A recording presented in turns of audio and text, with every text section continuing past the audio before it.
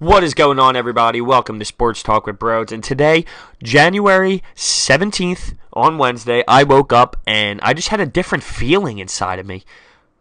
I just had this itch, and it all came down to the green that I bleed. And I firmly believe that this Philadelphia Eagles team has enough to be able to take down the Minnesota Vikings.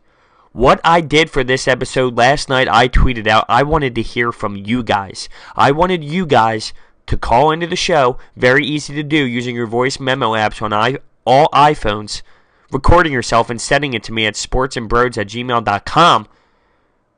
And I wanted to get your take on what this weekend was going to bring to us.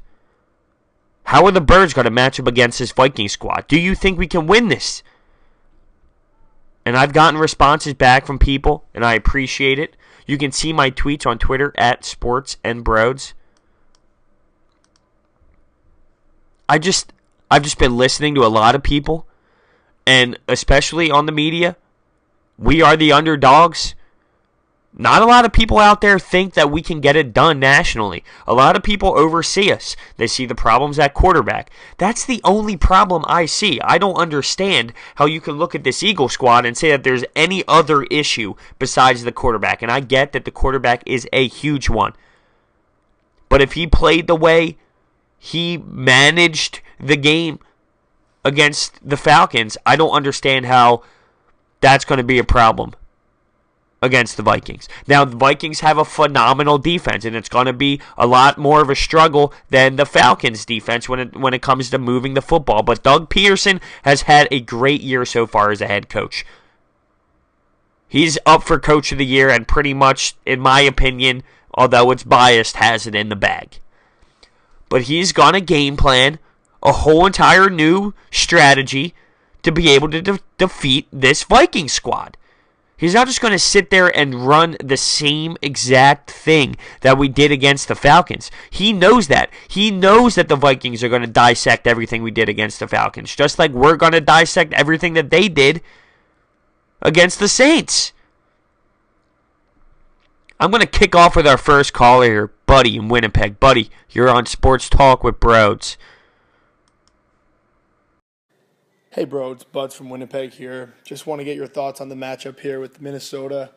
I'm actually a big fan of the matchup here. I was curious if you would have preferred the Saints or not. To me, I think the Saints offense is just way too explosive. At any time, they can just go off. We see what Drew Brees can do, and that guy scares me. I like the Vikings matchup. I think our D can handle them, and I want our defense to score a touchdown on a turnover. We're going to win this game 10-6 and ride the D all the way to the Super Bowl. And on the other side, I think I'd like to get your thoughts on the Jags and the Patriots. Do the Jags have any chance in hell? Got some money on them. Let me know, Brodes. Thanks. Thanks for the call, bud. Before I get into the Eagles, real quick with that Jags-Patriots, I mean, obviously, the easy answer is going to say that the Patriots are going to win. The Jags, I mean, they have that fire. They're kind of playing with the same mentality as the Birds with the whole entire underdog situation. So, like, could they beat them? Yeah, I mean, obviously they can. Look at the way the Minnesota game finished out. Anything can happen in the NFL. Obviously, I think it's a little bit of a stretch. I just don't know how Blake Bortles is going to do in Foxborough in January. It's going to be tough, no doubt about it. But do I think the Jags defense can make it something interesting? Absolutely. So they just got to kind of play the game and see how it goes. Going to the Birds, would I rather the Saints or the Vikings? At first, I was just going back and forth. It was like, maybe I do want to see the Saints when I saw them struggling against the Vikings D. But at the end of the day, when you noticed what Drew Brees was doing late in that football game, I think it's for the best that offensively, playing against an offense like Case Keenum, I think that is the positive out of this Minnesota Vikings squad. Is Case Keenum and this offense really going to thrive on the defense that we have? Now, on the other side of that, yeah, our defense is going to have to step up and play great because I don't think offensively Nick Foles, and this running game is going to be able to torch through their defense either. So when you say 10-6 with one defensive touchdown, what that says to me is Nick Foles only got us in field goal position one other time. I don't know if that's going to be enough. 10 points to win the football game? I was thinking maybe we would let up 10 points. So we would need more like 13, 16, 17, something like that points department. But to win the game on only letting up 6 points, and we got to score 10, that's ballsy. It's ballsy, but it is going to be a defensive battle, no doubt about it. There's no way this football game is going to end up being 24-24 with all these touchdowns. That would just not be the right way for these two top defensive squads to play out. But once again, like I said with that whole 10-6 situation, I really hope that Nick Foles is going to be able to do a little bit more than only getting us down the field for one field goal at the end of this football game.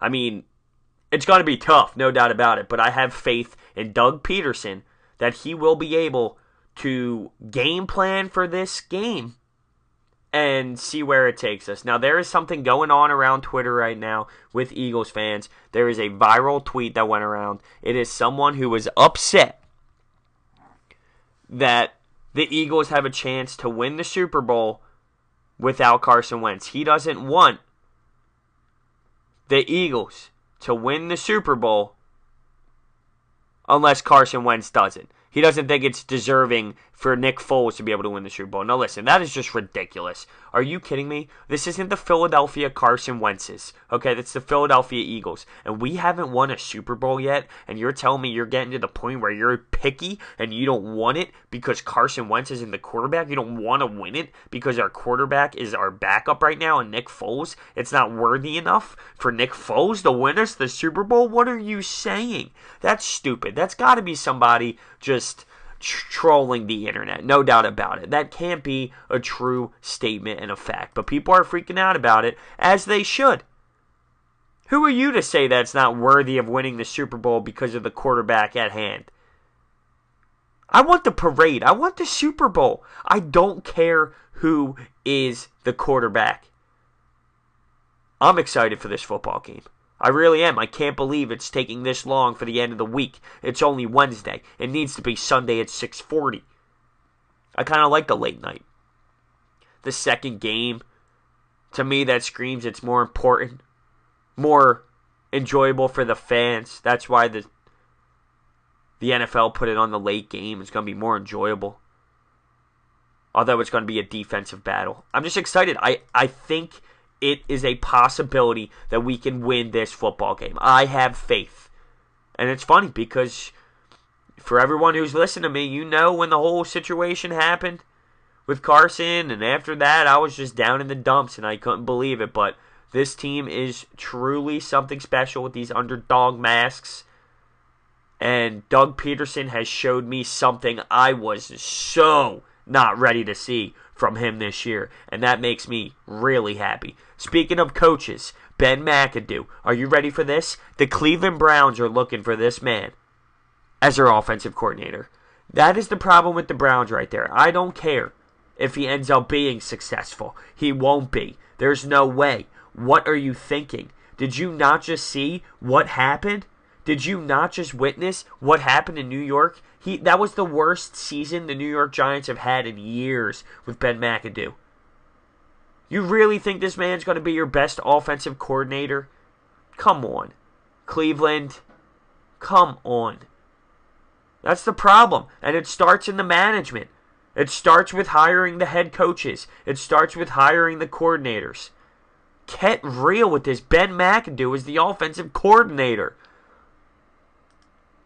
I don't know why that just fired me up. I have no idea. Let's get it back to the Eagles, because I have another call in. Kevin, you're on Sports Talk with Brodes. Hey Brodes, Kevin here, calling in from New York. Still fired up about the big Eagles win this past Saturday. Now they got another tough test at home against the Vikings. I've been, pretty torn on this matchup for quite some time. I feel like we've been kind of comparing ourselves against the Vikings, since about the halfway point of the season. Didn't really think the Vikings were going to make it too far with Case Keenum. He's proven us wrong there. And boy, did I not think the Eagles would do as well with Nick Foles. And even with them playing at the level he's been playing at, the boys are still getting it done. But yet, when I see these two teams compared by, these experts and analysts from a national level, nobody seems to really be giving the Eagles a chance, which makes no sense to me. And I look at these two teams' rosters up and down, quarterbacks. Yeah, you give a slight edge to Keenum over Foles, but, they're both backups. The running games, I'd say, they both have trios of guys who can kind of get the job done. No real favorite there. They have a bit better wide receivers. I think our offensive line's better. You can go through up and down the offense, and it's pretty easy, pretty even. The defense is, pretty even. Again, both teams with killer D-lines, good linebackers, and, very good secondaries. So does it come down to head coaching? Because I think both coaches are, somewhat even, somewhat, untested when it comes to playoff games. I like Dougie P's balls and the fact that he's going to go for it, so I think we have a slight edge there. But, really don't understand how not a single expert is really giving the Eagles a chance. And maybe that's a good thing because, playing the underdog seems to be working well for us right now. But, love to get your take on this and really how you see the matchup and where the Eagles, have advantages, disadvantages. Love to get your take. Thanks. Thank you for the call, Stumpy. Now, I agree with you when it comes to the head coaching situation. I think we have a little bit more of an advantage than they do, and it's crazy that I'm saying this if I think about where I was before the season started, but so was everybody else. It scares me. He does have balls, and that scares me. There are situations where I think he needs to realize that this is an NFL NFC championship game, and it's not the same as just a regular season game. There was a time last game I was screaming at the TV, Doug, kick the field goal. We were up 2 points. We were in their territory, ready to score a touchdown. It was 4th down, and I know he wanted to punch it in. I know he did. But you got to take the points to make it a 5-point game and have their offense try and go down in our defense because that's what we have pride in. We have pride in this defense. But Doug needs to realize that.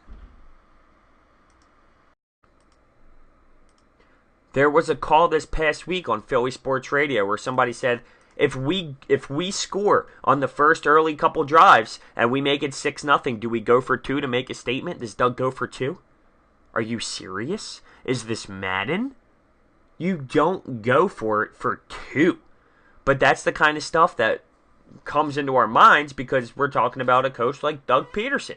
So I think, like you said there, I think we do have an advantage if he keeps it smart. It does seem like he is realizing what kind of situation we are playing at now. This isn't a regular season game, and I think he does notice that.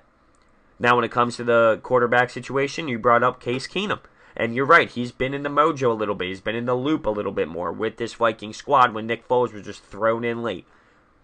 So I think they do have a little bit more of a flow advantage when it comes to the quarterback. Defense might be head on, but when it comes to the national media, like I've said in the beginning, and I agree with you, we are playing that underdog card. It's like nobody cares about us. It's like just because Carson Wentz isn't here anymore, our whole entire team just goes away. Our defense gets no credit, nothing. And it's not like we haven't shown this. There's actual film now. There's games. Like when it first happened and I was crying my eyes out and I said it was all over, we haven't played these games yet. I haven't seen this football team play with Nick Foles and this defense step up big time. But there's actual film on it now. So that's why it makes no sense to me. Why are we still an underdog when we've seen our Eagles team take on a Falcons squad with this defense, this offense, and the way we're going to play? Is that not good enough for you? For the spread to be what it is, to still be an underdog by 3.5 points? I just don't understand this media at all. I just don't. And I have another call. Char, you're on Sports Talk with Brodes. Brodes, how we doing? Charlie here. Pretty fired up this week. First, got to give credit to Minnesota. What a finish. Usually you just throw the Hail Mary, kind of toss it in and hope, but they finished it and they found a way to book a ticket here to Philly.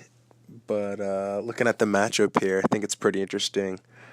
Probably would have preferred to play New Orleans, honestly, but looking forward to the challenge against Minnesota. And I think it's, when you look at them, it almost looks like a mirror image of Philly. You have two teams with two quarterbacks who, the Eagles guys went, so Foles isn't their guy, and Minnesota didn't expect Keenum to be the guy either. So you got two kind of fill-in quarterbacks right now, two teams with excellent defenses.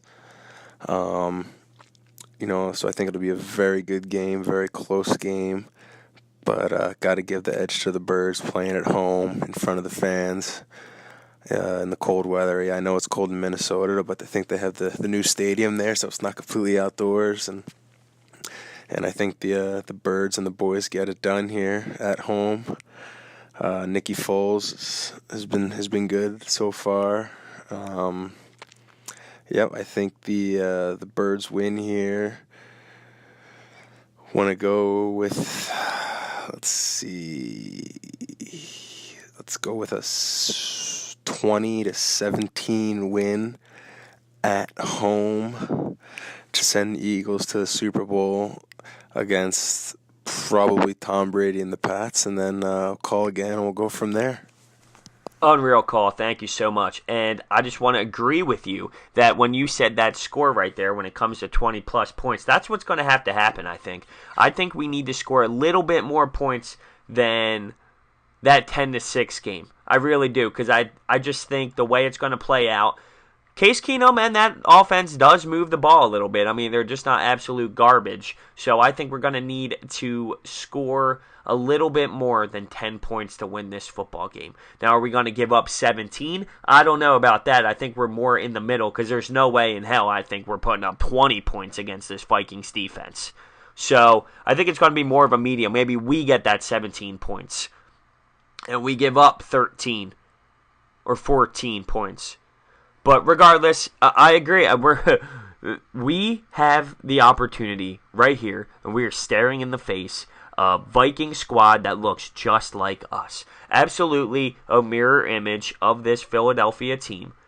But we are at home, and we have the opportunity to go to the Super Bowl. I cannot believe this. It brings a smile to my face. I still have my Eagle scarf going. We have the ball in our court right now. And it's real. It's actually real. The chance, the opportunity is staring at us in the face. The fans are going to be going nuts. Home field advantage is going to play into a huge, huge factor in this football game. The fans here in Philadelphia are extremely insane, and everybody knows that, and it's going to bring a whole different vibe to this game. Are the Vikings going to be able to handle that pressure? Is Case Keenum going to be able to handle all of these dog masks that are allowed in the Lincoln Financial Field since we're underdogs? I just don't think they're going to be ready for it, and I don't think this national media understands how crazy this Lincoln Financial Field is going to be on Sunday at 6:40. It's going to happen. I am that confident that this is going to happen. I woke up on Monday, I realized who we were playing, I realized how great their defense was, and I sat there and said, you know what, it's going to be a great game. It can go to either team. And I still believe that. It obviously can go to either team. We're both good teams. But today was different. I told you I woke up with that vibe. I woke up with that body flow. And it was just like it's going to happen. It's going to happen. And you need to be confident in your squad for your squad to go out there and perform. There was a video of Jalen Mills getting the boys hype in the huddle before that Falcons game. Absolutely hype. Hype. People said Brian Dawkins-like. And I had to go watch it, and I did. And wow, God, this team is special. This team is special. We're going to the Super Bowl. Is it too early to talk about it with one game in hand here? Is it kind of like the Jags and the Steelers situation where the Steelers clearly overlooked their opponent and went right to the Super Bowl? I don't think so. I'm just saying I have enough confidence that we could beat this Minnesota Vikings team as long as Doug Peterson brings the correct game plan into Philadelphia and gets it done against this Vikings defense squad. Wow, that was 20 plus minutes of Birds talk, and that's okay because it's that kind of week. We are going to break it down a little bit into something else, though. Now, before we begin any other topic, I just want to thank everybody for leaving their call. All you have to do, it's so simple to leave your call. You can do it at any time. You just use your voice memo app that is on every iPhone, and you just send it to sportsandbrodes@gmail.com. You can follow me on Twitter at sportsandbrodes or YouTube. Subscribe to me. Just type in Sports Talk with Brodes. I pop right up. Now, LeBron James and the Cleveland Cavaliers took on the Warriors, even though they were on a 3-game losing skid. They lost again at home. And it was close. It was a close game until the fourth quarter, where the Warriors kind of rolled away with it. And this team just looks defeated right now. They got to find a way. I think they will find a way. This is something we haven't seen before with this Cleveland team to this extent, though. LeBron James had 32 points, 8 rebounds, 6 assists. Isaiah Thomas shot 8 for 21. 19 points. He needs to figure it out a little bit. He's kind of used to being the ball-happy guy, always having the ball in his hands. It's different here. It absolutely is. And he came out and said it's tough to get into a rhythm because the Cavaliers don't practice. They don't practice, so it's tough to get in the flow of things because the only time they have the chance is during the actual basketball games. Kevin Durant went off late. He had 32 points, 8 assists. Steph Curry had 23 points, 8 assists. Draymond Green had 11 points, 16 rebounds, 1 assist shy of a triple-double as they beat the Cleveland Cavaliers 118-108. And they just need to figure it out. The tension is so hot right now. The tension is so hot. So I get it. It's tough. There's got to be a way. I need to have LeBron in the finals. And that same night, it was actually the afternoon because it was MLK Day, the Sixers took on the Toronto Raptors, and they won. They won 117-111, but it got really ugly late. It was like we were trying to hand them the basketball game. And that's something we need to figure out. We need to work on that. It's crazy. I mean, how many times are we going to give up these late leads? I mean, it happens way too often, way too frequently. Pretty much every single game at one point we give up a pretty crazy run. Now, TJ McConnell ended up playing a phenomenal basketball game. I respect the hell out of him as a player. He ends up getting 18 points, 8 assists, 6 rebounds, all over the place. Embiid had 34 points, 11 rebounds. Ben Simmons with 12 points, shooting 5 for 10. He's trying to find his stroke. Robert Covington only hits 1 3-pointer. He needs to figure it out. But we get the W. We improved to 20-20. And we have a big game on TNT tomorrow night against the Celtics. So after blowing that 22-point lead, I'm expecting some pretty big things out of them. Now, real quick with the Flyers. We were 12-4-1. 12-4-1. Since that stretch of the non-10-game losing streak. We had a bummer last night to the Rangers, 5-1. It's one of those games you shake off, you move on to the next one. It was ugly. It was very, very ugly. Shorthanded goals. Letting up goals when we're on the power play. It was just bad. But we have a chance against the Maple Leafs tomorrow night to prove ourselves again at home. So let's see how they respond. And some college hoops. Last night, South Carolina, the squad who made the miraculous run last year, ends up beating Kentucky at home 76-68, knocks off a ranked squad. Oklahoma, this Oklahoma squad is very iffy. And Trae Young, I get it, he's great. He's iffy as hell to me. He's very iffy. He makes crazy plays. He puts up wild numbers. But I've said this from the start. When he's off, and it's ugly. And they fall to a non-ranked Kansas State team, 87-69, and that just can't happen. It can't happen. When he gets rattled, he's easy to defend. You just rattle him. You get in his face. You make him take crazy shots. He's easy to piss off if you're a defender. 3 Number 3 ranked Purdue with a dominating win against Wisconsin, 78-50. And that's a squad you're going to have to watch out for. West Virginia loses again at home to Kansas. And Kansas stole one that night. 71-66. West Virginia had a double-digit lead late in the second half, and it just looked like a dominating performance by West Virginia, and Kansas just goes on a late run because of Graham, who makes a really nice steal and an and one, and that let the momentum and gave them the ride and gave them the run they needed. Love college hoops. Absolutely love college hoops. But before I end this episode, I just want to rant a little bit about this Eagles game. Going right back to it. I saw a tweet here, and it's just something that slips my mind.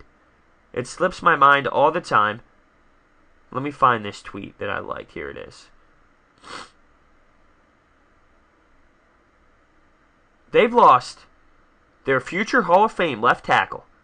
They lost their starting middle linebacker. They've lost their franchise quarterback.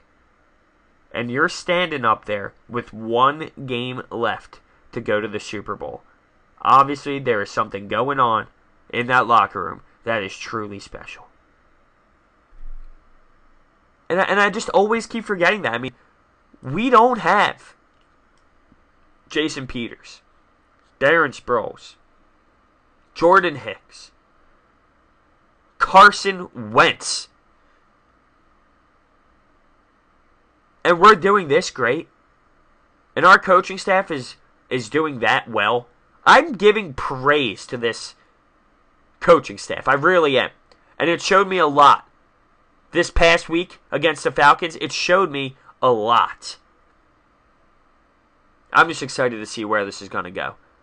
I know we have what it takes. How many times do I have to go through this? We have enough to beat the Minnesota Vikings. It comes down to execution. It comes down to the game plan that Doug Peterson comes up with, because he's going to have to switch it up, and he knows that.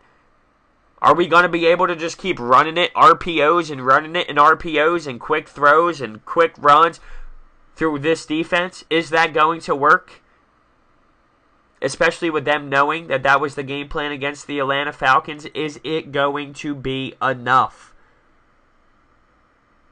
And that's when I believe firmly that this coaching staff will find a way to be able to beat this defense. We're studying their defense just like they're studying us. It's just going to be a truly remarkable weekend of football. And I just can't wait. The week is going so slow. The week is dragging on. It's only Wednesday. And yet, when I'm sitting there watching the game just flies by. I don't know how I'm going to handle this one. During the Atlanta Falcons game, I was sitting on a stool. Literally, sitting on a stool. 2 feet from the TV, with the scarf over my eyes, and I was ready to cry. I was that nervous. I was ready to cry on that last play. Now, we're talking about an NFC Championship game, a game that's going to bring us to the Super Bowl. How am I going to be able to handle myself? I just don't know. And don't even get me started, and we'll worry about this when it happens, with the Super Bowl feelings. I will be watching it locked in my room if the Eagles end up happening to get there. But one game at a time. We have enough to beat this team. That's where I'm going to end this episode. Thank you so much for listening to this episode. I have a green fever today, if you couldn't tell. You can follow me on Twitter at sportsandbrodes. You can call into the show. It's so easy. Every phone has that voice memo app. Every iPhone. You just hit the red button, record yourself. Hi, Brodes. Thanks for having me. This is what I feel. Send it to sportsandbrodes@gmail.com. Boom, you're on the next episode. YouTube. Sports Talk with Brodes. Hit that subscribe button. And yeah, that's it. Go Birds. It's going to happen. I promise you. Just believe. Thanks for listening, and see you next time.